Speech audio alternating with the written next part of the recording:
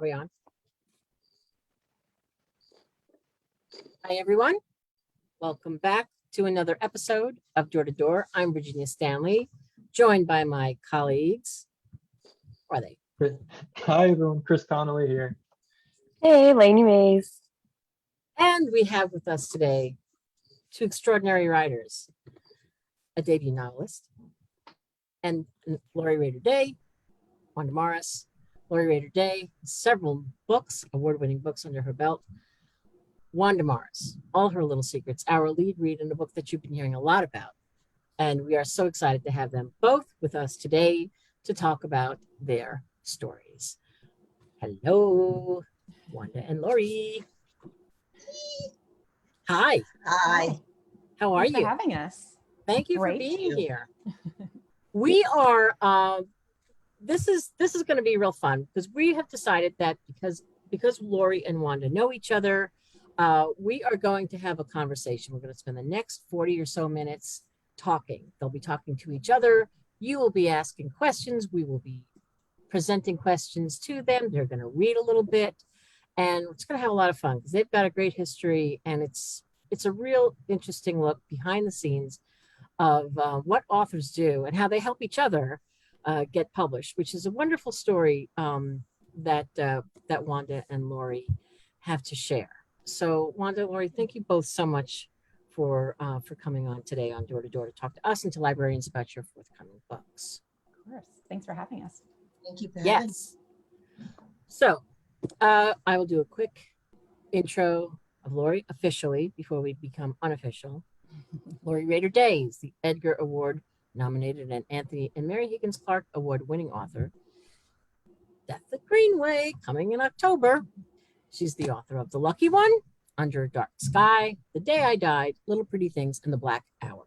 She lives in Chicago, where she is co-chair of the Mystery Readers Conference Murder and Mayhem in Chicago and the immediate past national president of Sisters in Crime. Death at Greenway, as I said, is out in October, and it's about the little-known fact that a group of children were evacuated from the Blitz to Agatha Christie's holiday home. We cannot wait to hear more about this fascinating story. And Lainey, I believe that you are going to do a quick bio of Ms. Wanda Morris.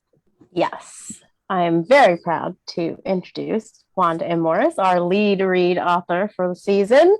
Very exciting. Yes, claps. Wanda M. Morris is an alumna of the Yale Writers Workshop, which we'll talk about in a little bit, and Robert McKee's Story Seminar. She's a member of Sisters in Crime and Mystery Writers of America. And as a corporate attorney, she's worked in the legal departments for several Fortune 100 companies.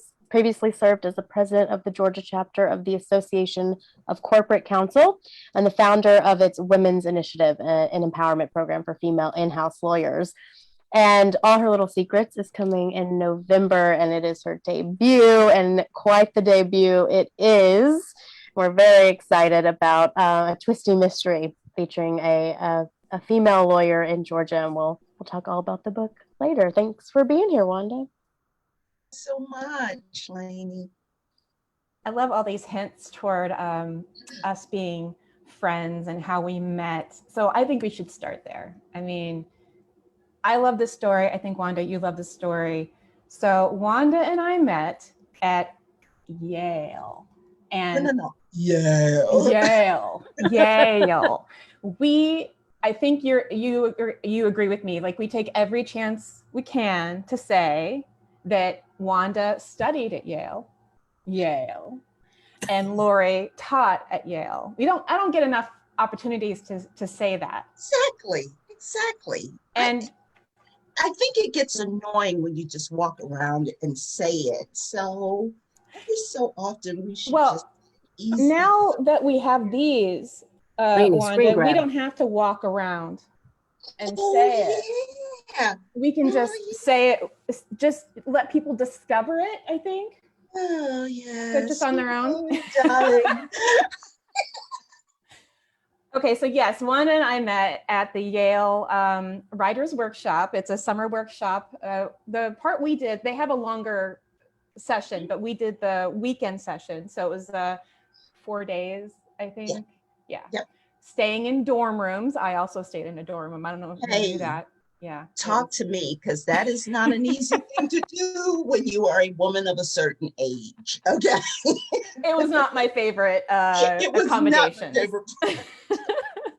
But it was a great session, and we met there. You're one of my students in the mystery class one year, and you take it from here. Tell your version of the story. So, Lori is such a gracious woman. I mean, yes, we studied together, but what she neglects to mention is that I was this babbling kind of newbie writer who was just like enthralled that I got to sit in front of her every day, because I read both of her books at the time. You had written two, Little Pretty Things and Black. And I read both of those books like in a shot. And I was like, oh my God, I get to study with this woman.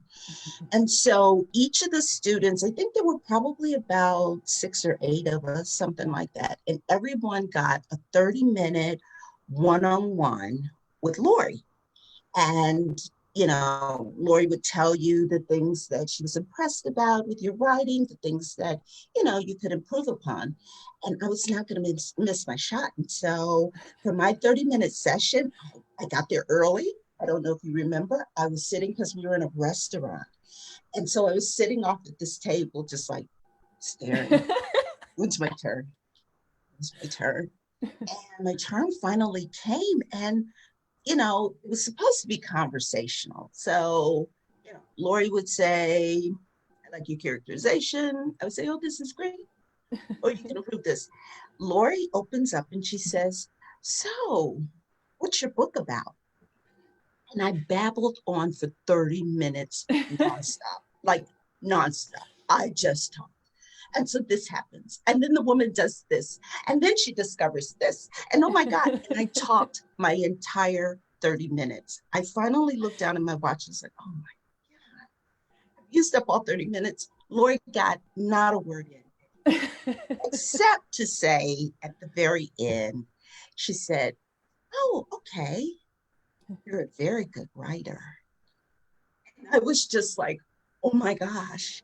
And I tell Lori this, and I tell this story whenever I get the opportunity to, because Lori was the first person that told me that. And it has always stuck with me. And even when I had doubts about my writing, I always remembered Lori sitting across that table from me in the restaurant and listening to me babble for 30 minutes. And at the end, she was still gracious enough to say, you're a very good writer. And I love you for it, Lori. I really do. Well, I was not wrong. You're a very good writer. And now lots more people are going to find out, because that story that I made you tell me and that you finished and polished and worked on for, this is several years ago we're talking about. I can't remember what year that was. Is the story that is now All Her Little Secrets.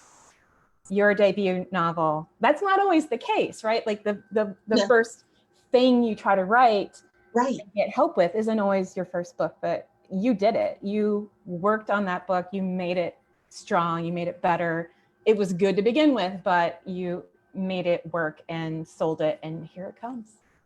Thank you so much. And thank you. And I'm so glad that you're part of my journey for this book, because it is exciting to be a debut and to get your novel out there and people are talking about it. And, you kind of look over that path. And there's so many people that helped you get there. You don't write a book, in isolation. I mean, you do kind of write it in isolation, but you don't get published in isolation. There are a lot of people whose shoulders you stand on, somebody who gave you a tip or gave you a book or recommended a workshop or something. And so I'm just so grateful that you were part.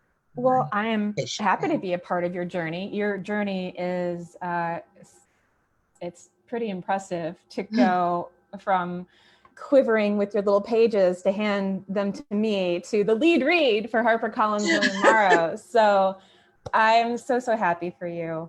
Let's talk a little bit about, I think Virginia talked a little bit about what the story's about, but tell us a little bit about what the story's about. Absolutely. And hold it up. Little secrets. Isn't that crazy? I love this cover. It's a fantastic cover. It is. I have to thank Chloe Sarapont at HarperCollins because she was the designer for this, and she. Nice. But All Our Little Secrets is the story of a Black female lawyer who seemingly has everything going for her. She's got this well-paying job. She's got a great group of friends. She works in Midtown Atlanta. But everything changes when she goes into her office on a cold January morning for a meeting with her boss, who, no spoilers, is also her married lover. And she finds him dead. And she does the unthinkable. She walks away like she's not seen anything. And thinking that that might put an end to her problems. But in fact, it is just the beginning, because police begin to investigate, people begin to gossip. And when she discovers that her brother might be involved, then she is on a race to protect him because he's had some business on the other side of the law. And she discovers that there is a conspiracy going on far more sinister than she ever imagined. And let the races begin. I mean, that's the story you told me it was going to be all those years ago. Well, I told it in 30 minutes, but I told Look at you just told it. I mastered the art of the pitch by now. Nice, very nice. So where did this story start for you? I think I try to tell people that even though it's a thriller, it's really kind of a thriller with heart, and it's a story about family. It really is. I've worked for organizations that were not very kind to women and people of color and other able-bodied employees. And one of those organizations, always, the management always referred to everyone as family. You know, we're one big family and we stick together. But what they said didn't match with how they were treating their employees. And so I wanted to explore this whole concept of who do you call family and why? And so that was kind of the genesis. I've always liked the thriller genre, and so I knew I needed a few bodies. At least one. Yeah, at least one. At least one.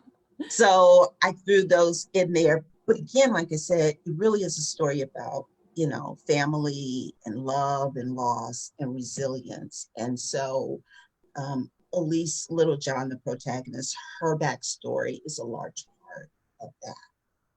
Very nice. And in one of the timelines too, you get to see. Yeah, the story's told in dual timelines. So it's told from the perspective of, you know, kind of the 20 teens and also 1979, the summer of 1979, right before she goes off to a private boarding school. So the heart of the story is about women. I would say specifically Black women and their experience in the world, in the corporate world, and in the general world. Elise is the only Black employee of the place where she goes to work. And she's the only Black, excuse me, in the upper ranks of the company. On the upper ranks, so, that's right. Yeah. That's right. But she's got some interesting, complex feelings about that I thought were interesting. Can you talk a little bit about that, being the only one to rise up in a company? And then meanwhile, the company's getting some flack from the outside. Mm-hmm. Right. It really is. And I've been in that situation where I was kind of the only one in these predominantly white spaces. And it is a very weird kind of feeling because there are other, you know, people of color in the company, but they're, you know, in my example, they were in security. They were in positions that were not as high as I was as a lawyer in the legal department. And you, I always felt like I was walking this line of, hey, I'm here, but you and I are very, very much alike. It's just a matter of circumstances or what have you. And so in the book, I tried to explore that with Elise, where, she goes into work every day. And again, no spoilers, but, the company is catching flack. And so there are protesters out in front of the building. And so she has to drive by these people who, are saying they don't like us in there. They aren't about what we stand for. And yet, she was taking a paycheck from this place. And it's a very weird place to be. I'll leave it at that, because if I talk more, I don't want to go into any spoilers. I thought that was I just thought that was a really interesting, complex thing that she's going through. That was an important aspect to capture. And then at the heart of the story, it's family, it's women who take care of each other. Were you thinking about any women who have inspired you as you were writing? Indeed, I was. I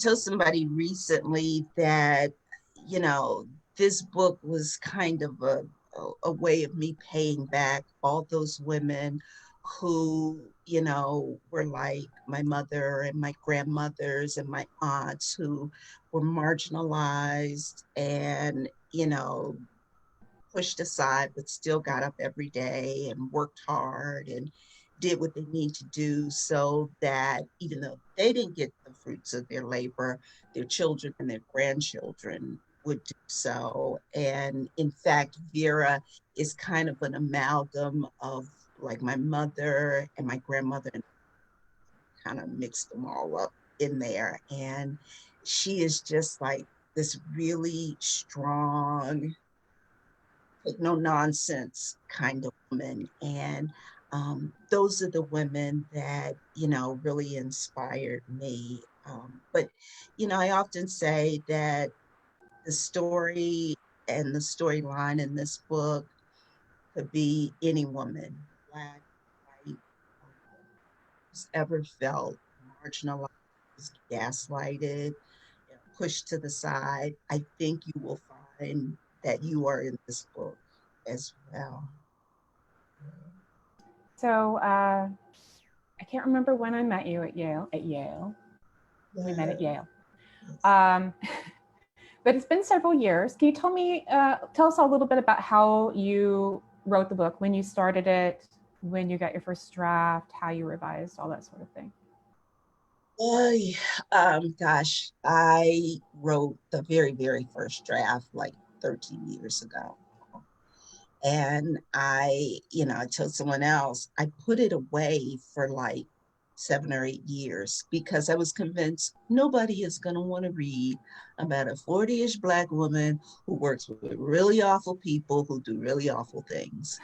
And, people read a book to escape. They want to go somewhere they've never been. And, who wanted to go to this world that I had created?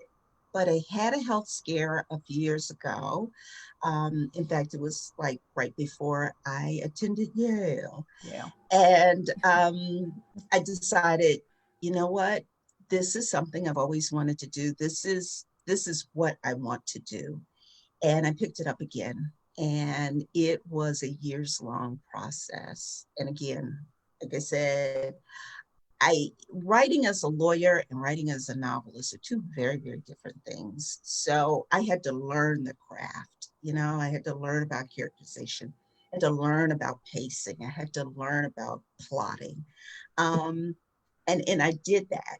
And it was not an easy road. I think I probably have something on the order of maybe about 60 or 70 rejections, where I queried this book and I got rejected and I queried it again and I queried it again. And every time I fell, I just kept getting back up. I'm a knucklehead. What can I say? But A knucklehead but that we went to spent so Yale. much time talking about my book. I mean, come on. Look over my shoulder, folks. Look at that lovely cover, Death Greenway. I am very Can we happy with my cover since we're giving shout There outs you to, go. oh, look Yay. at that. I Nice. love it. Nice. Love it. Love it. Love it. Owen Corrigan from Let's HarperCollins designed that. Beautiful. I think she looks like an Beautiful. angel. I She's think not. so too. No, I think she does. I love the cape. I love the cape and the heels. Very classy. But listen, let's talk about that. First and foremost, where did you get this idea? Because it's such an unusual, a very unique story. Like, I had not heard of this. Forgive Same. me, but I had not heard that during the Blitz, children were housed at Agatha Christie Summer Home. So, like, where would you get an idea like that? Well, I know exactly where I got it because I was reading in bed one night a nonfiction book called Agatha Christie's Secret Notebooks. It's the kind of thing that mystery writers, really, really like, by John Curran, an English author. And I think somewhere in the very beginning, like the introduction, I had just started the book, and there was like a half sentence that said something about how children had been evacuated to Agatha Christie's home, Greenway, one of her homes. She had many, or at least several. And I sat up in bed because even though this little half sentence, sort of throwaway half sentence, is in this book, it was almost as though, oh, you all already know all about this, said this little half sentence. And I did not. I had not ever heard of this. Okay. And I just knew that I needed to read that book. That's what I love Bedknobs and Broomsticks, the Disney movie, the old timey Disney movie. Yes. Yes. So I love immediately that it was movie. like, I'm sorry, what? Bedknobs and Broomsticks at Agatha Christie's house? I want to read that book. And so I went looking for it, and it didn't exist. I swear I thought somebody has written this book, and they hadn't. So I had to think about that for a little while, and I actually thought about that for a very long time. It was a book that I thought should exist, that would exist, but didn't. But I also thought, I'm not the person who should write it. It should be an English author. Why?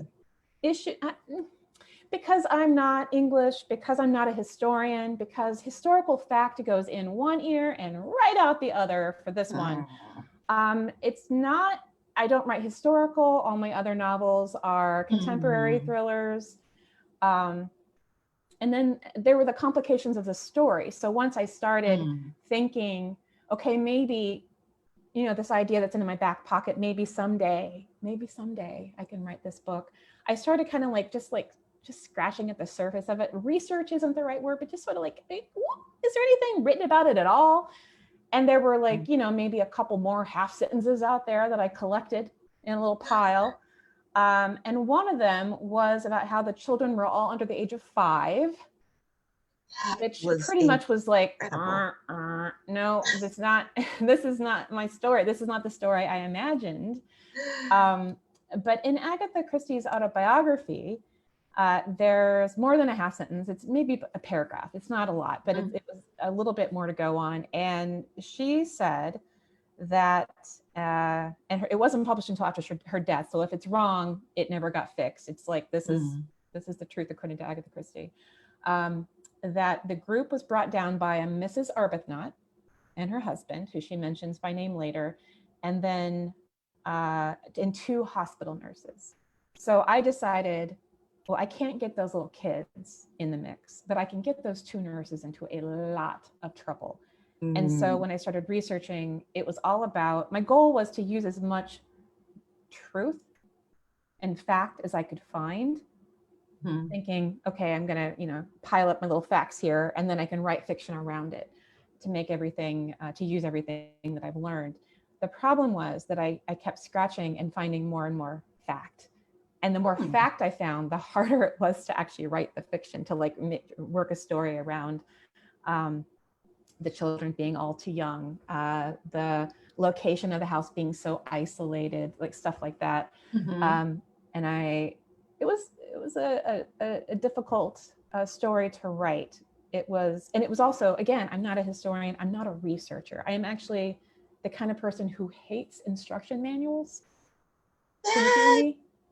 Can you feel me on that? you don't like instruction manuals, but when you read this book, like you got so much done so well, like all the Britishisms and Mm, blitz, like I could hear the bombs overhead. Like, thank you. how do you do that if you're somebody who doesn't like to research, according to you? Well, I had to fight my nature. That is 100% what I had to do. I have never had to do that kind of research before I started writing before. Like the kind of research I did for my other books would be, I'm going to write this the way I hope it is, and then I'll find somebody to tell me where I'm wrong. Right? I'll find like somebody who's an expert, and they'll tell Note me. to self for book 2. Yes, yes. For you, this is my advice to you. If you hate research, find somebody else to do it. So that's how I had done it. So this act absolutely required that I do some research ahead of time. Mhm. I started reading books about Agatha Christie. Obviously, I'm reading one to begin with, and then I read the autobiography, and then I read books by her. I mean, hardship for work. I'm going to Yeah, read some duh. Agatha Christie books. Tough assignment, Lori Rader. Tough. I know when I got to that part, I was like, yes, I just get to read. This is my job today, to read this Agatha Christie novel. But some of them had information within them that was useful to me. She had written a novel in which a war nursery figured in the story. So I read that one. Ordeal by Innocence. I read the ones that she had written during World War II to see how she brought the war into her stories. There were several of those, but one of them is N or M, one of the Tommy and Tuppence novels. Not my favorite characters of hers, by the way. I'm a Marple girl. And then the one that I read a couple of times is set at Greenway. Now she has renamed everything, but she has everything about Greenway in this book. And so I read it knowing it was about Greenway. And so I wanted to see how she described the road into Greenway, or the town that's nearby, or the river is right down, the River Dart is right down below. Just the house, the way you had the setting of the house and the ground. Grounds, and I thought, wow, that's really cool. Like I can very, very much see that. But now I heard that you actually stayed at. I Tell us did. about that. So it wasn't all, dusty book research. I've actually been to Greenway twice. So in 2006, I went to England to visit my friend who's from there, lives there. And I also went to Crime Fest, so one of the mystery conferences. I didn't speak there, I just went, and it was super fun. And then my friend, I was gonna rent a car and drive down and do a little research trip at Greenway. And she's like, I'll drive you. We'll make a girls' weekend out of it. So we drove down, and we're just tourists. We're just looking around, kind of like looking in the rooms and getting a feel for the house and seeing what it was like. And then also seeing if there was anything about the children in the house. We finally had to ask somebody, and they directed us to this little, they had like little plastic sleeves booklet with like some papers they had printed out. And they had received a letter from one of the children who was a Greenway vac back in the day, named Doreen. And Doreen had written a letter as an adult saying, I was one of the evacuees at your house at Greenway. She had written some things about what she remembered, and they just had a little quote from her. And so I saw a picture of her. So suddenly, and she was a little older in the picture, but like something about seeing the picture of one of the actual children really made it real to me. And then because we had asked this docent for help, one of the other volunteers came over with a key, and she said, come this way. And she took us back upstairs, unlocked a door that is not kept open for the public. It was actually a bathroom, a big bathroom. next to Agatha Christie's bedroom. And inside it was a cabinet with little cubbies. You open the doors and there's cubbies, and under the cubbies are the names of the 5 girls who had The children that actually stayed there. Yes, from the time. What? The paper and the tape is still like, Wow. that's good tape. I don't know what tape that Oh is. But my, wow. It was That is still there. so cool. So seeing that really was like what started, like, I'm like, okay, I'm not joking around now. That is my story. Now that I've seen those cubbies, it's mine. So I went back in 2019 with my husband. We stayed with my friend again. We went to Wales. We did the whole tourist thing. But and then he and I took the steam train down to Greenway, to the Greenway halt, where you have to tell them that you need off at this stop or they won't stop. We were the only 2 people who got off, dragged our suitcases up a hill and then down toward the river. And we stayed at Greenway for 3 nights as guests of the National Trust.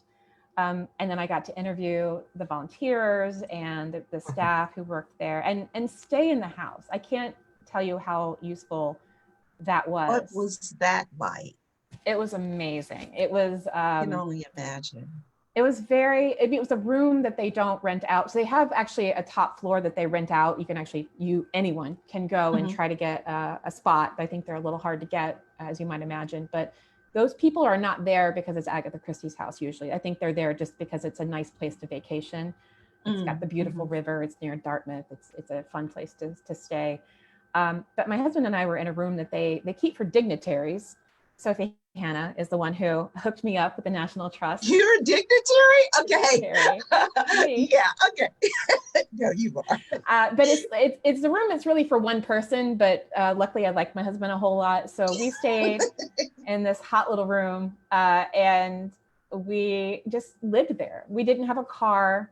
We didn't have and so we lived there like the nurses would be there. Like we were isolated. So like eating your meals there and with no kitchen, with no access to the kitchen. So we had to like carry in groceries, but like cheese and grapes. You are devoted to your craft, sis. I love it. However, after 10 a.m., you could go down to the cafe because it's a tourist spot, right? So the cafe opened at 10 and we were there every morning to get our cream tea breakfast. It was not too shabby to live the life. And then we would hang out all day. We'd stomp all over the grounds, like take notes, take pictures. We walked into town, really like on the ground stuff. And then at night, the place shut down at 5:30 on the dot. And Greg and I were the only people really there until the night owls who were out came back. So how did you, so that's the research that kind of helped you frame the story and the characters. How did you get that dialogue so spot on in the book? Like I could hear, every time, someone said, "Oh yes, lover." I love my lover, my lover. I got a lot of help.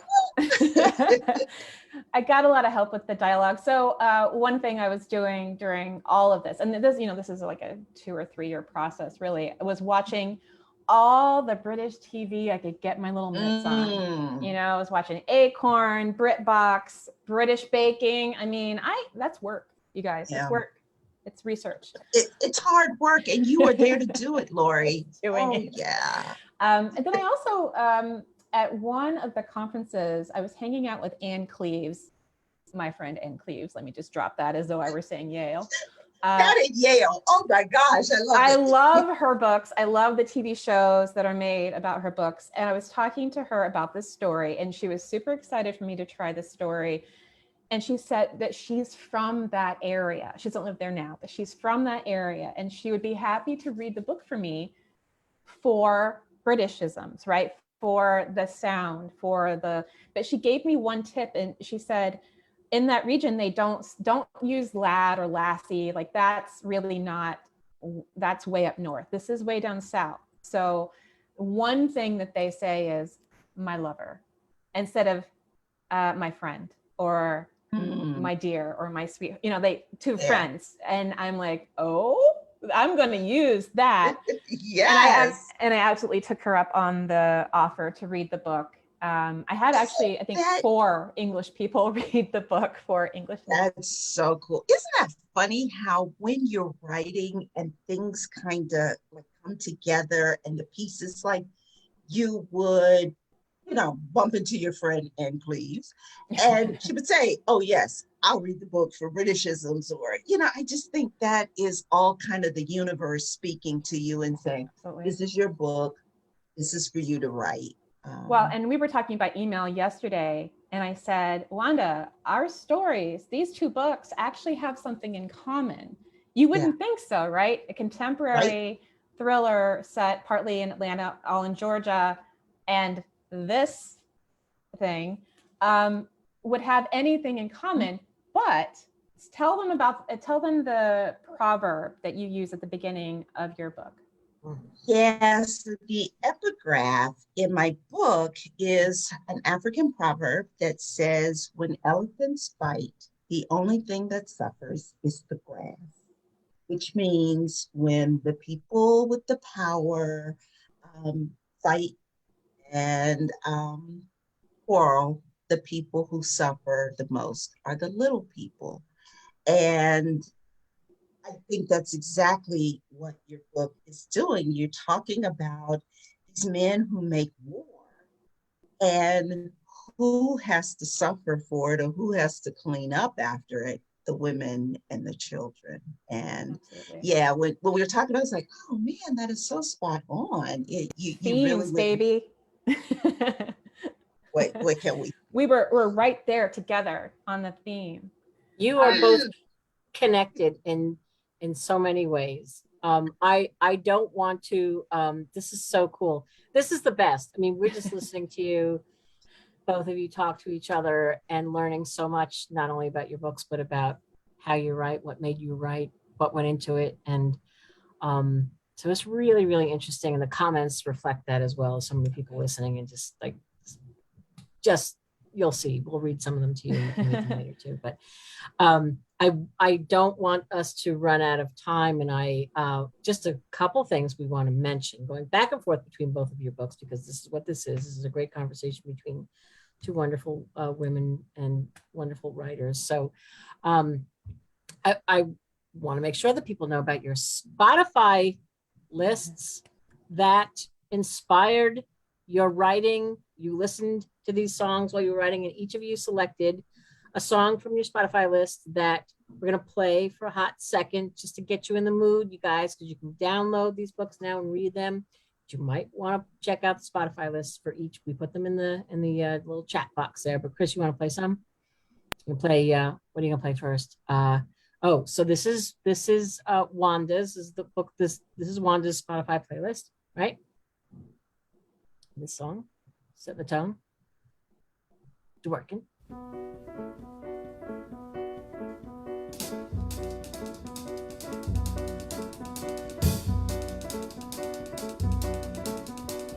Oh, Cinnamon, where you gonna run to? Cinnamon, where you gonna run to?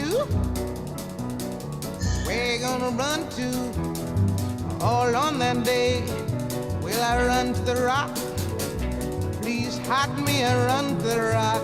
All right, Chris. Please hide me.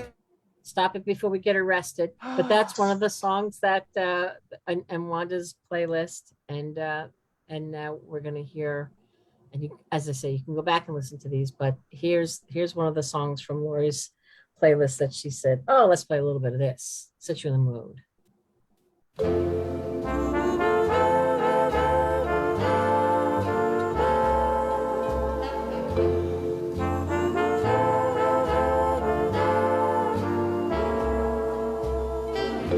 See the pyramids along the Nile, and watch the sunrise on a tropic isle. But just remember, darling, all the while you belong to me. That's good. Oh, nice, Chris. Loving that. I That's love good that. stuff. I love that Beautiful stuff. stuff. Beautiful, beautiful. Just great setting of tone for each book. And speaking of, I know that we wanted to talk and have you each do a little brief reading from your book. So Wanda, would you you have your section? Certainly.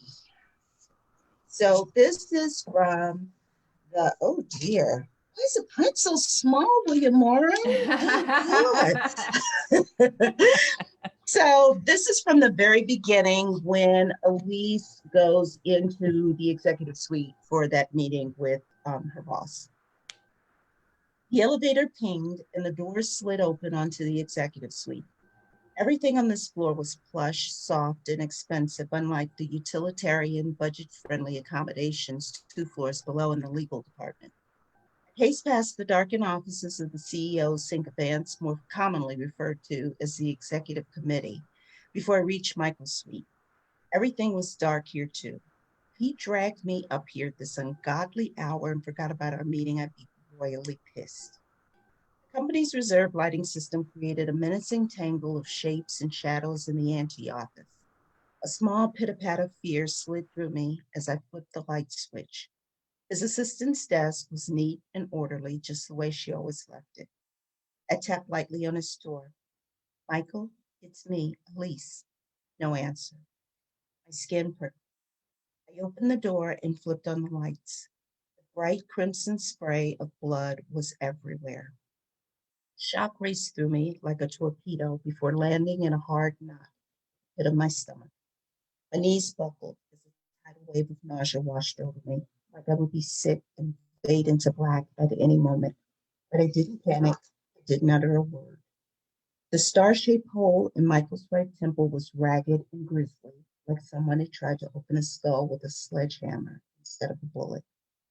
Blood had oozed in erratic streams along the side of his face, creating diminutive red rivers in the wrinkles along his jawline, before pooling at the end of his chin and trickling onto his starched white Oxford shirt. The air hung thick with the acrid copper scent of blood, and the hum of the fluorescent lights, the only sound in the room, was like 1,000 bumblebees.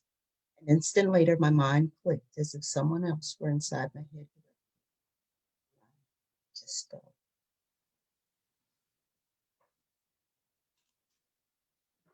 Perfect setup. Oh my God. You are there, sadly. Oof. Yeah.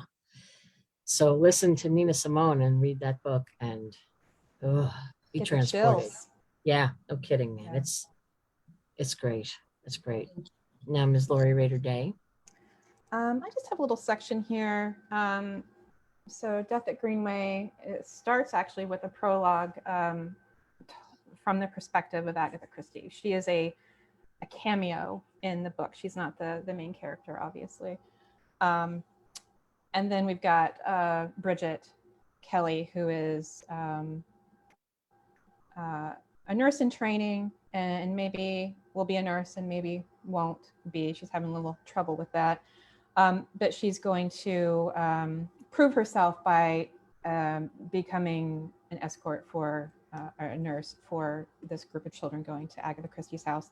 So this is at the train station where they are gathering to get on the train to go south. The children were tots, baby fat in their knees, below shorts and skirts, socks pulled up or sliding, shoes scuffed or untied. They had tags affixed to their coats and child-sized gas masks in paper cases on straps around their necks. They wore caps and hats or bonnets and flung them to the ground in a tantrum. Those who were carried by their moms kicked to be let down. 2 were infants, dear God.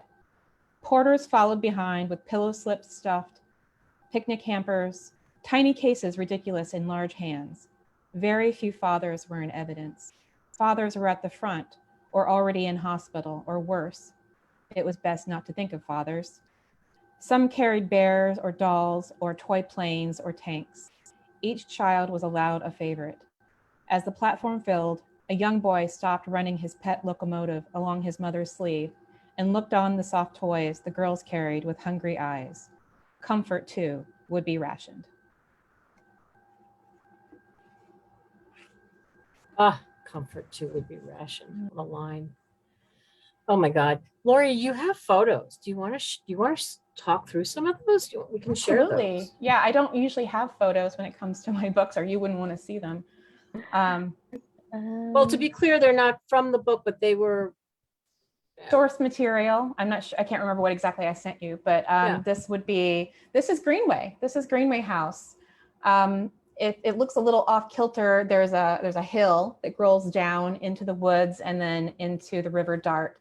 But that's I think the sun setting on Greenway, and I took that picture, so I feel pretty safe using that in my promotional materials. And if you look, there's a little set of deck chairs in front, and that's where they have them out for the tourists who come to take a little break. But my husband and I would sit on those chairs in the evening and have a little drink, like we were Agatha and Max, although Agatha didn't drink. And survey our land. This is the road to Greenway. It's a little narrow road with walls on one side and then a deep slope into the river and into the estuary on the other side. Walkable, but not a lot of traffic, and really peaceful. But definitely isolated. The house is at the end of this road, and there's really just one way in and one way out, which is good for a mystery story, I think. Good. This is the first thing you see that belongs. So this is the gate to the property, which stands open now, I think, most of the time, and the lodge house. So this is where, in the book, I have some of the people who there are people who live on the estate who are not family. They're the people who work for the house. So the butler and his wife live in the house, but some of the other people, the gardener and his family, lived in the lodge house. Isn't it cute? I love this thing. I would live in this house. That's cute. And I mean, to note, I'm talking about these people like their characters, but they actually are based on the real people. I used the real names where I could find them. They're all long gone, of course. The only people who are left are the children. And I only know of one of them. Only one ever came forward. And she and I are now friends. We're pen pals. Doreen Oh, and I wow. are. She's 83, I believe, and we have been emailing all along. So this is the entryway to Greenway. This is the ceiling. I just love this ceiling. And then the window over the door is the window that you see there. And I just think it kind of gives you a feel for how charming and opulent isn't the right word. It's a very nice house. It is not an overly stuffy house. It's a very comfortable, lived-in house. This is the house where Agatha would come after she finished her book, and they would vacation here. They would just relax and be a family together. They went there for the summers, and they went there for Christmas. This is a photo of not the actual evacuees at Greenway, but evacuees doing play in their child-sized gas masks. These were called Mickey Mouse masks. They made them bright colors to help children want to play. You can see there's the kid in the back is wearing more of a regular type, but these little ones in the front are wearing a Mickey Mouse, and they would be red and yellow, trying to make it less scary and more fun to wear a gas mask. Isn't it horrible? Horrible. These are the actual evacuees. These are 4 of the girls out of they say 5 girls and 5 boys. I think there might have been 6 girls and 4 boys, but Doreen is the one waving Birdie hello to the camera. And then the other 3 would be from the other, Maureen, Tina, Beryl, Pamela were the girls, plus Doreen. They're cute. Their little sweaters or little jumpers. Faces. Yeah. So this is just a shot of the records that I used to get the real names and to figure out, it wasn't really about using the real names. It was more about figuring out who would be on the property, who would be in this house along with the children and the adults who were with the children. Agatha probably would have been there to greet them. And then shortly after that, she left for London to be more available to her husband, who was doing war work in London for a while and then got shipped out to other regions. But looking at records like this is how I found out the real names of the people who lived on the estate, who regard the gardener and his family. And in fact, this is one of the things I discovered by going through these records, is that the son of the gardener who became the driver, what do you call it, chauffeur, actually married the daughter of the butler and cook. And so right after the war, these two young people married each other. So once I have their wedding certificate in my house, I just thought that, like, that's the end. That's the period at the end of the sentence.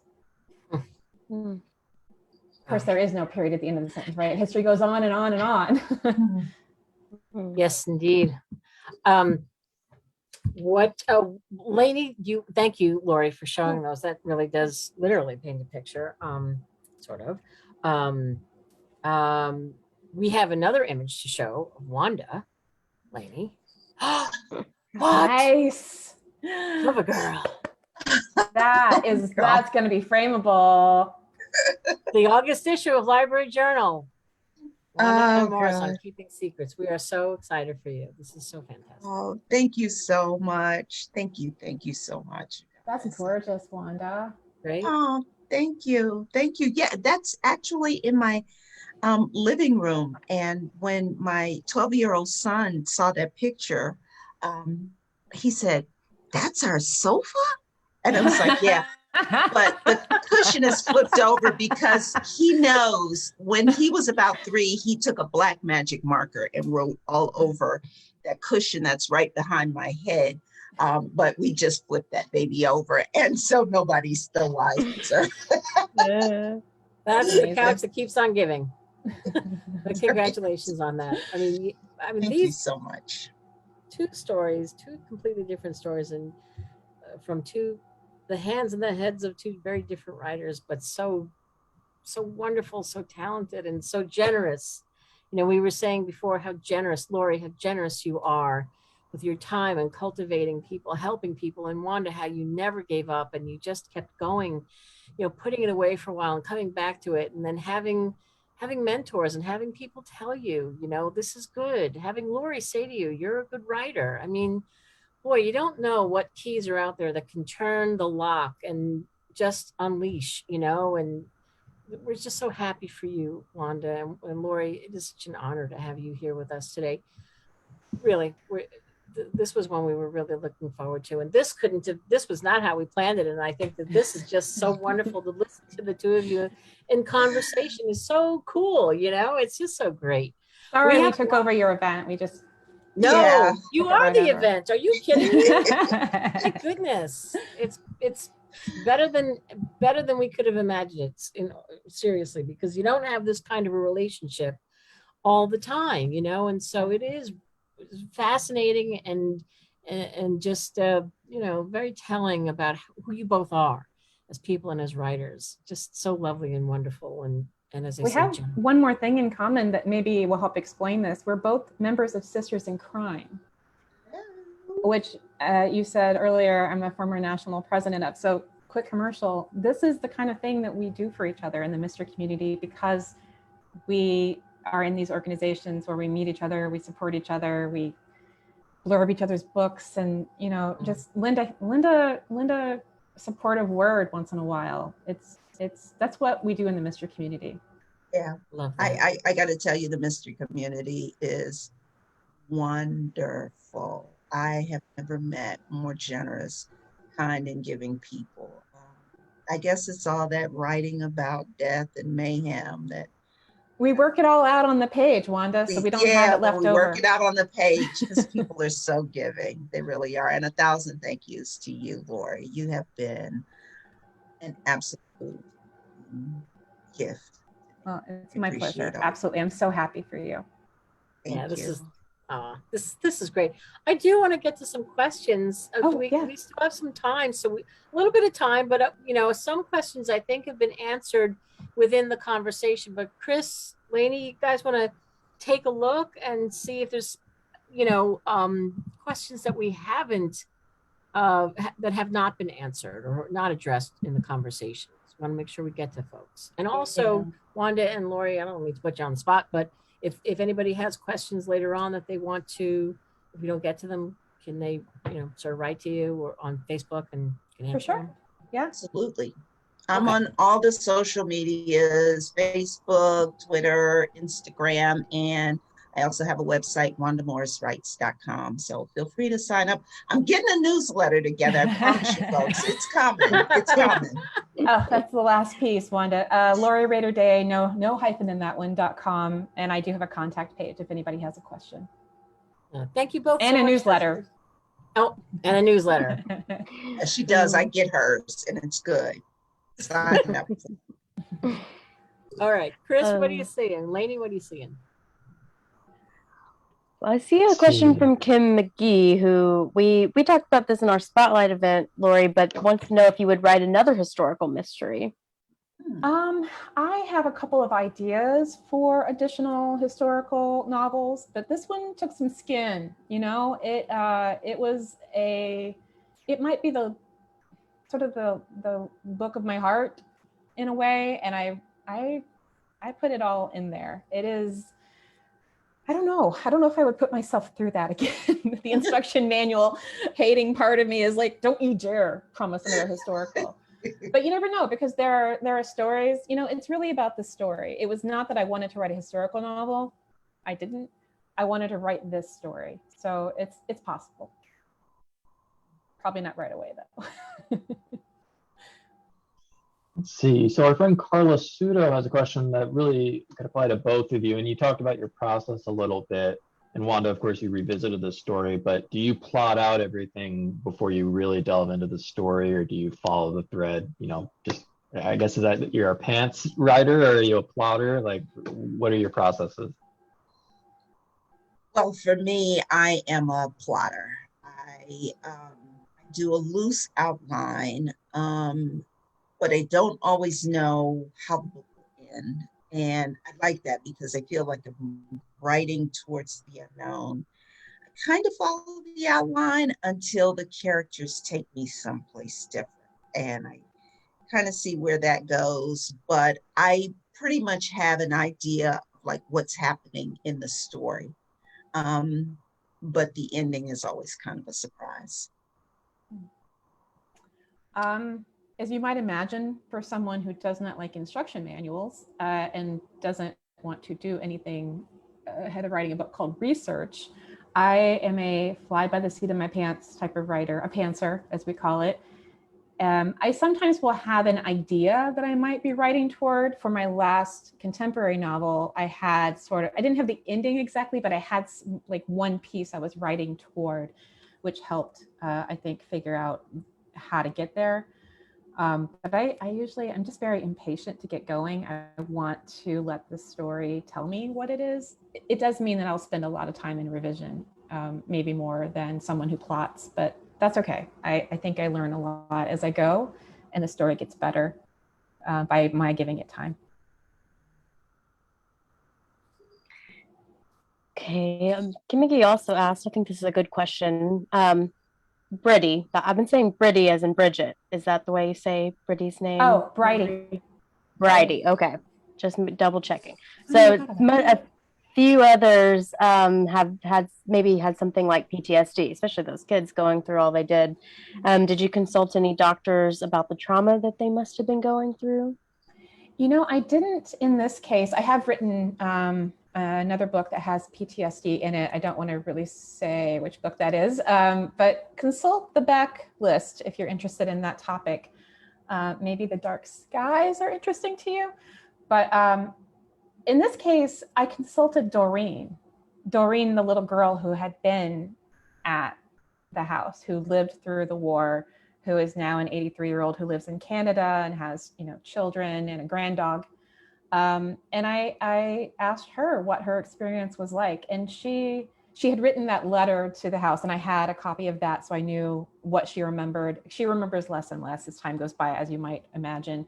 But she wrote it down, and so I had that, and then I asked her what her experience was like, and she always, the one thing she always keeps coming back to is that she feels lucky, that she felt loved there, that she felt taken care of there. And I think that I couldn't mess that up for the story. The kids in the book are not the kids of history. They're just, using their names. I didn't know anything else about them, but I used everything that Doreen remembered, everything that she offered. And then I made sure that the kids in the story were safe and they were cared for and they were protected.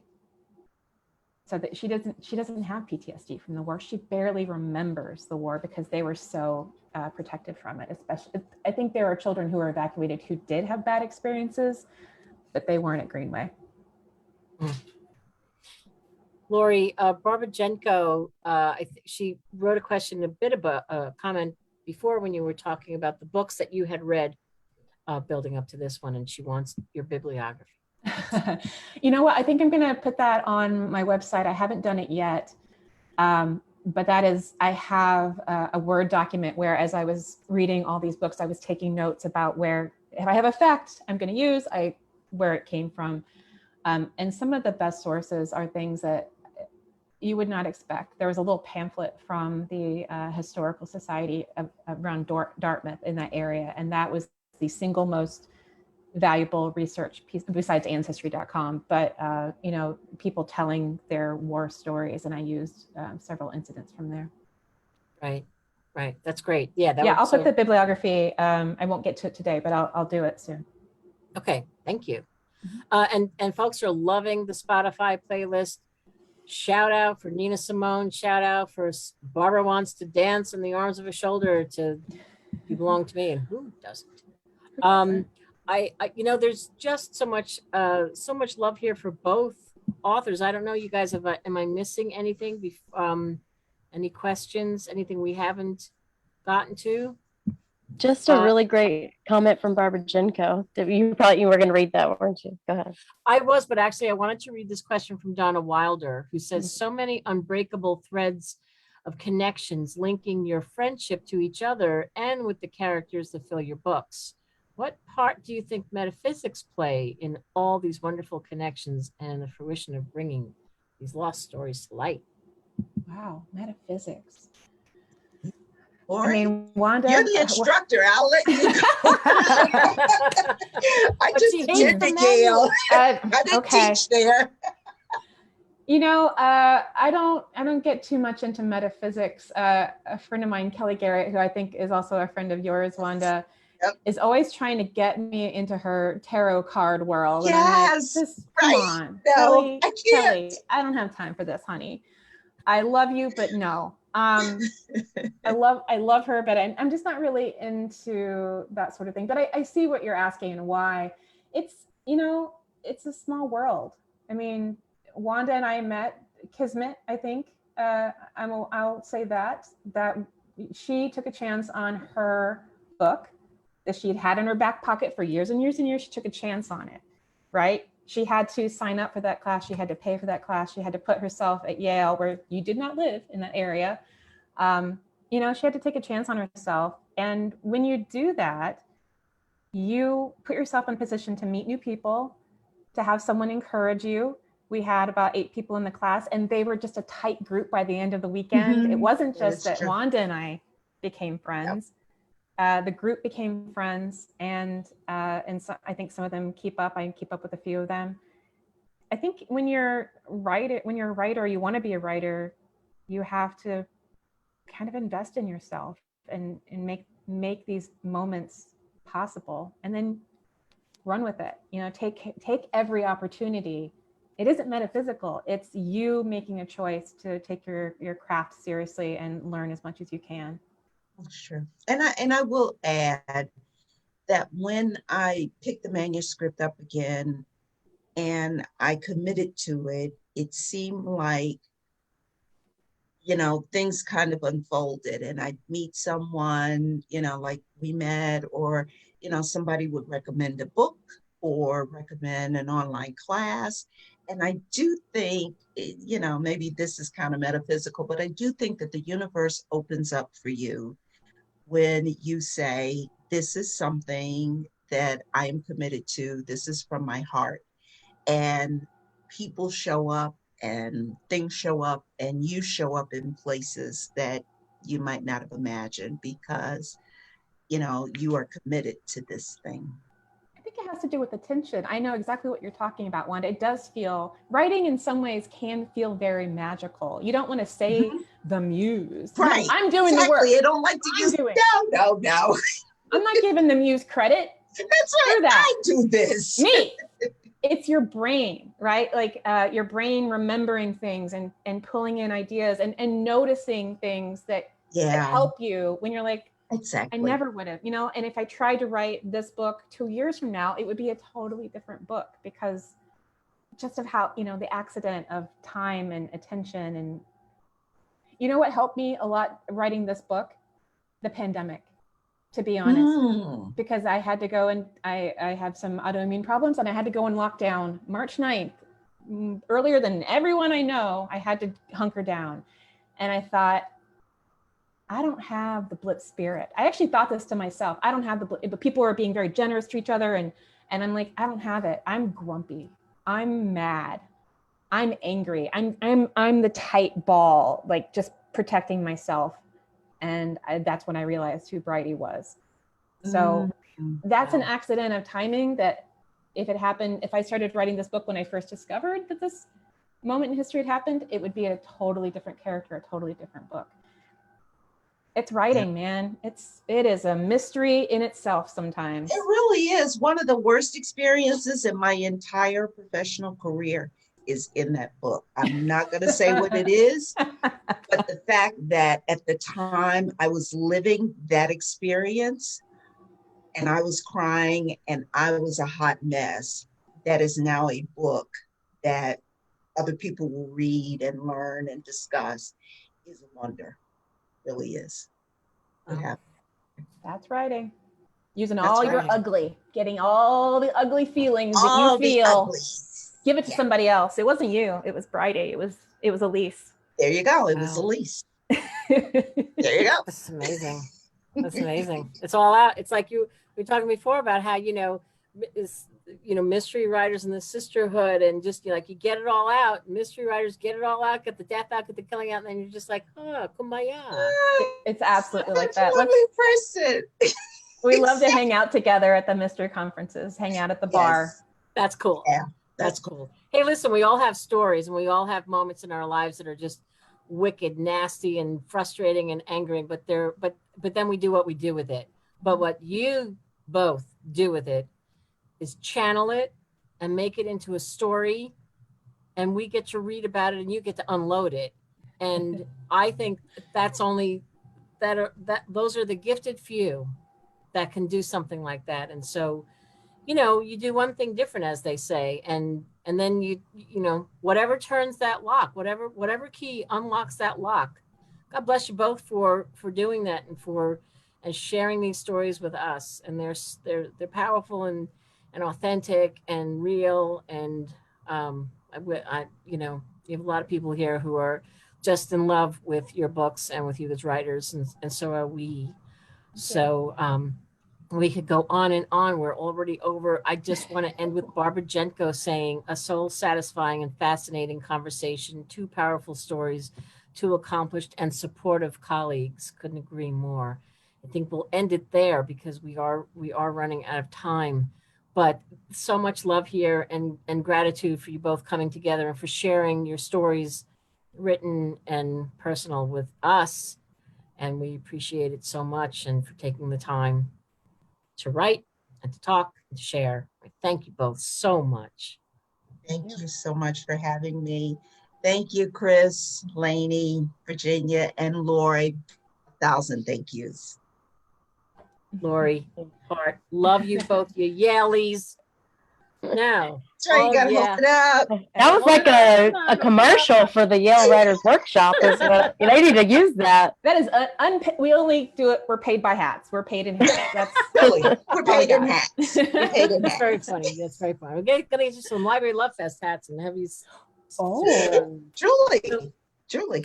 All of her little secrets, Wanda Morris, on sale November 21. Library Reads votes. Library Reads votes due October 1.